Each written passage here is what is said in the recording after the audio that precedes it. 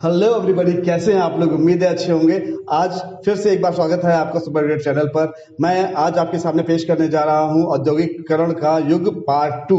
जी हाँ, पार्ट 2 में हम पढ़ेंगे कैसे औद्योगिकरण की स्थिति ने भारत के अंदर बदलाव लाया, कैसे चीजें बदली, कैसे बुनकरों की स्थिति सुधरी या उसमें कई परिवर्तन हुए, कभी सुधरती थी कभी बिगड़ती थी। तो यहाँ पर जो दौर चल रहा है वो दौर चालू हुआ था जब ईस्ट इंडिया कंपनी भारत में आई और उसने कई चीजें बदलना शुरू कर दी थी व्यापारिक दृष्टि से। तो मैं ले चलता हूं आपको आज सबसे पहले इस टॉपिक में स्पिनिंग जेनी के ऊपर। स्पिनिंग जेनी एक ऐसी मशीन थी जो कई सारी मुश्किलों को आसान कर रही थी कपड़ा बनाने के काम में। तो यहाँ पर क्या था, इस मशीन का आविष्कार जेम्स हरग्रीव्स ने 1764 ईस्वी में किया था। इस मशीन के माध्यम से एक ही पहिया घुमाने वाला मजदूर कई सारी तकलियों को घुमा देता था। तकलिया क्या होती थी? तकलिया सुइयां होती थी जिससे कि कपड़ा बुना जाता था। अब क्योंकि उसमें कई सारी सुइयां लगी हुई थी, पहले जो हथकरघा था उसमें केवल एक सुई होती थी, तो जाहिर सी बात है स्पीड बढ़ गई थी, कपड़े की क्वालिटी भी थोड़ी इंप्रूव हो गई थी और काफी सारी चीजें चेंज हो रही थी यहाँ पर। अब यहाँ पर सबसे बड़ी मुश्किल इनको हुई थी, जो बुनकर समाज जो हमारा था उनको सबसे ज्यादा मुश्किल हुई थी। मुश्किल ऐसे हुई थी क्योंकि वो ये सोच रहे थे कि मशीन के आने के बाद कहीं ना कहीं हमारा वर्चस्व कम हो जाएगा, हमारी मांग कम हो जाएगी और हमारे लिए काम की कमी उत्पन्न होने शुरू हो जाएगी।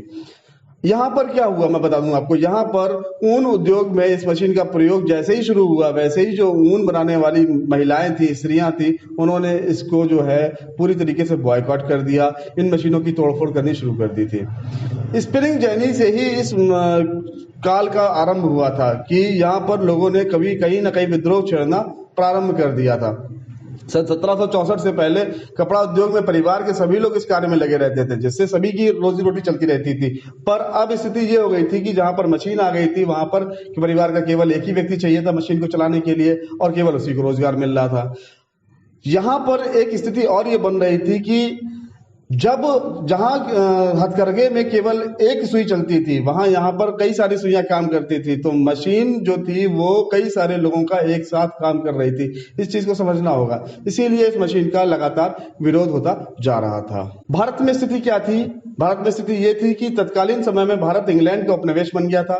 मतलब भारत में कई सारी फैक्ट्रियां इंग्लैंड के लोग जो थे वो स्थापित करने लगे थे। वो इस तरीके से स्थापित करने लगे थे क्योंकि वो जानते थे कि यहाँ पर कपास जो था वो बहुत ही अच्छी क्वालिटी का, फाइन क्वालिटी का, एकदम महीन कपास पैदा होता था जिसकी विश्व भर में बहुत ज्यादा मांग थी। और मैं बताता चलूं यहाँ पे आपको, इंग्लैंड हो गया चाहे ब्रिटेन हो गया, जितने भी पश्चिमी देश थे उन सब में अभी भी डिमांड थी वो हाथ की सफाई की, मतलब महीन कताई की डिमांड थी, महीन बुनाई की डिमांड थी।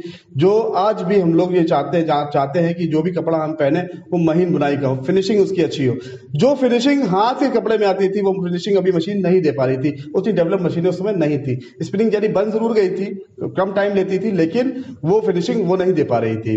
भारत में मशीन उद्योग के युग से पहले अंतर्राष्ट्रीय बाजार में भारत के रेशमी और सूती कपड़ों की बहुत अधिक मांग थी। भारत का रेशमी कपड़ा और सूती कपड़ा पूरे विश्व में फेमस रहा है, अभी भी है और पहले भी था। भारत में पैदा होने वाला कपास बहुत ही महीन किस्म का था, जिससे कि जो कपड़े में सफाई थी वो अत्यधिक आती थी, चमक अत्यधिक आती थी। चमक और सफाई को बनाए रखने के लिए महीन कपास का हमेशा इस्तेमाल किया जाता है। अब यहाँ पर देखिए व्यापार कहाँ कहाँ से होता था भारत में सूरत के बंदरगाह से व्यापार होता था। एक तो क्योंकि आप जानते हैं सूरत में कपड़े की फैक्ट्री उस समय लगाई गई थी 1760, 64, 65 में, जब इंग्लैंड ने उपनिवेश बनाया था भारत को। आज भी सूरत कपड़ों के मामले में भारत का मैनचेस्टर बोला जाता है। तो भारत के सूरत बंदरगाह में व्यापार होता था। कोरोमंडल तट पर मछलीपट्टनम एक जगह थी, वहां से व्यापार होता था। हुगली नदी के द्वारा दक्षिणी पूर्वी एशियाई बंदरगाह जितने थे वो पूरे कवर किए जाते थे।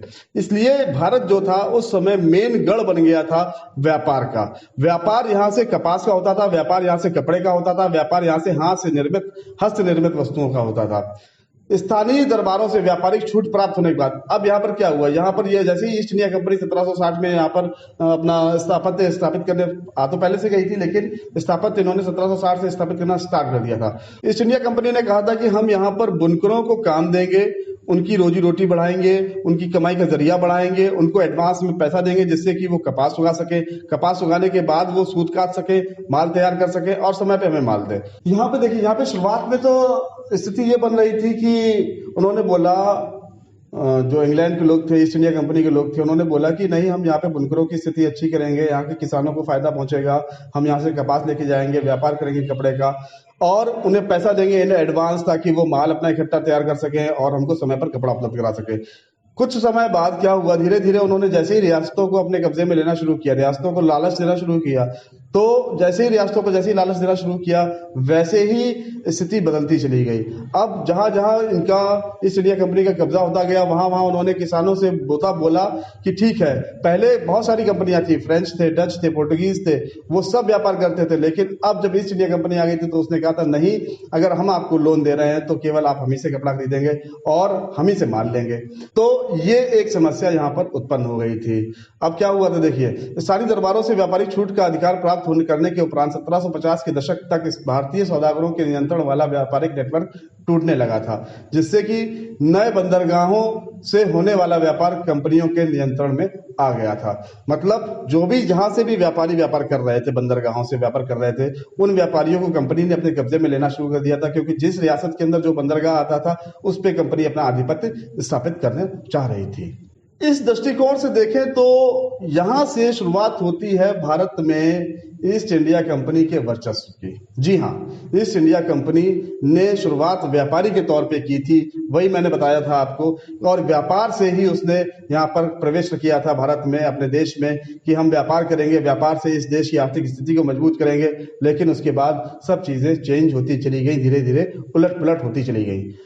अब देखिए यहाँ पर भारत में बुनकरों की स्थिति क्या हुई। 1760 के दशक के बाद ईस्ट इंडिया कंपनी ने अपनी सत्ता को मजबूत बनाना शुरू कर दिया था। यूरोप में बारीक कपड़ों की अत्यधिक मांग थी, जैसा मैंने आपको बताया, यूरोप हो गया, ब्रिटेन, मतलब यूरोप के जितने भी देश थे, वो सारे देश जो थे वो बारीक कपड़ों की, हाथ से निर्मित कपड़ों की मांग कर रहे थे। बुने हुए कपड़ों को प्राप्त करने के लिए फ्रांसीसी, डच और कुछ स्थानीय लोग थे, वो प्रतिस्पर्धा करने लगे थे। क्यों? क्योंकि मैंने बताया आपको कि कई सारे लोग इस समय मार्केट में थे पहले से। डच भी थे, फ्रेंच भी थे, पोर्टुगीज भी थे, तो ये सब उसी कपड़े की डिमांड कर रहे थे। अब यहाँ पे बुनकरों को फायदा हो रहा था, जो उनके कपड़े की अत्यधिक बोली लगाता था उसको वो अपना कपड़ा दे देते थे। अब यहाँ पर ईस्ट इंडिया कंपनी को नुकसान हो रहा था, क्योंकि वो मेन पर्पस उसका था यहाँ पे कपड़ा लेने का, और कपड़ा जो था वो दूसरे लोग ले जाते थे, जिसको बोली ऊंची लगाता था, उनको फायदा कम पहुंचता था। उन्होंने यहाँ पे अपनी रणनीति खेलना शुरू कर दी थी। रणनीति क्या थी उनकी? रणनीति उनकी ये थी कि अब हम क्या करेंगे, उन्होंने कमजोर नस पकड़ ली, उन्होंने कुछ एक ग्रुप बनाने शुरू कर दिए, उस ग्रुप को लोन देना शुरू कर दिया कि हम आपको पैसा देंगे, ऋण देंगे, और आप ज्यादा तादाद में कपड़ा बना पाए, ज्यादा लोगों को जोड़े, ज्यादा बुनकरों को जोड़े। मतलब यहाँ पे सीढ़ी बाई सीढ़ी, लेवल बाई लेवल काम करना स्टार्ट कर दिया था उन्होंने। जो भी व्यक्ति बुनकर यहाँ पर है वो समय पर हमको माल दे सके, कपड़ा हमें समय पर प्रोवाइड करा सके, और उसके लिए उन्होंने यहाँ पर कर्मचारी नियुक्त कर दिए थे। जो बुनकर समय पर माल तैयार नहीं कर पाते थे उनको कंपनी सजा देने लगी थी।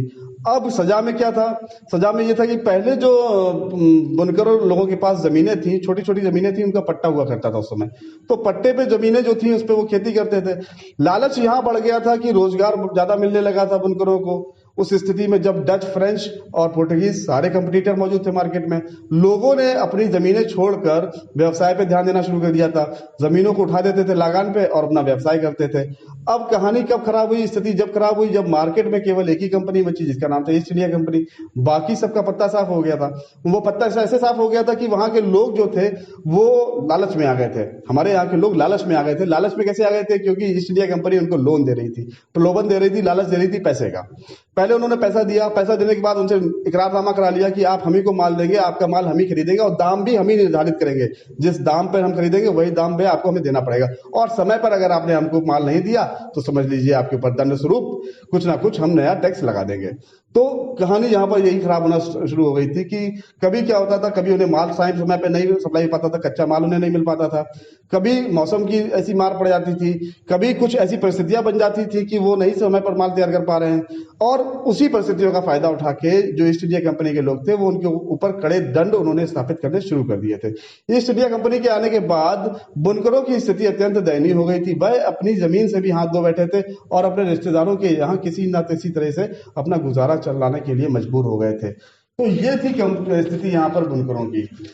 अब यहाँ समझ लीजिए कि किस तरीके से मैंने पूरी परिस्थिति आपको समझा दी, किस तरीके से बुनकर जो थे वो किस तरीके से उनके प्रलोभन में आए, और प्रलोभन में आने के बाद उन्होंने अपनी ही जमीन से हाथ धो बैठा। और पूरी तरीके से शरण में आ गए थे ईस्ट इंडिया कंपनी के। ये कमजोरियां जो होती हैं व्यक्ति की, ये कमजोरियां ही दूसरे को फायदा पहुंचाती है, और दूसरा जब उन कमजोरियों को पकड़ लेता है तो जाहिर सी बात है आपके ऊपर हावी हो जाता है और आपके ऊपर एक अधिकार स्थापित कर लेता है। तो ये था आज का टॉपिक। अगले लेक्चर में मैं बताऊंगा आपको कि कैसे भारत में मैनचेस्टर आया और कैसे परिस्थितियां और बदली, कैसे हम और उनकी गुलामी में आए, तब्दीलियां हुई, कुछ चीजें हुई जो अच्छी थी बट वो अच्छी नहीं रही बाद में, क्योंकि कहीं ना कहीं जो व्यक्ति का लालच होता है वो उसको गर्त में ले जाता है। यहाँ भी कहानी कुछ ऐसी ही थी। मिलते हैं नेक्स्ट लेक्चर में, तब तक के लिए thank you. Please stay in touch, keep watching super grade. Thank you so much.